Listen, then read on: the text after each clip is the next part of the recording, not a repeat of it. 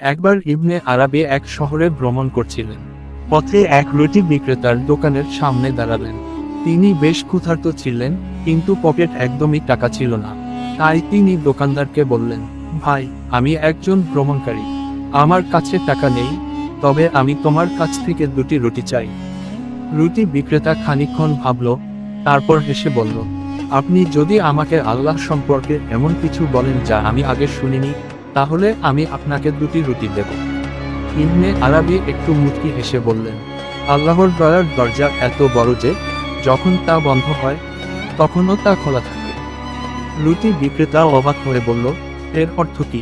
ইবনে আরাবী ব্যাখ্যা করলেন, যখন আল্লাহ তার করুণা কাউকে কমিয়ে দেন বা কোনো পরীক্ষায় ফেলেন, তখনও সেই অবস্থার মধ্যেই তার দয়ার আরেকটি দরজা খোলা থাকে।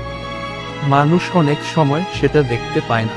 রুটি বিক্রেতা মুগ্ধ হয়ে 2টি নয়, বরং 4টি রুটি ইবনে আরাবীকে দিয়ে দিল এবং বলল, আজ থেকে আমি বুঝলাম, আল্লাহর রহস্য বোঝার জন্য শুধু চোখ নয়, অন্তরের দরজাও খোলা রাখা দরকার।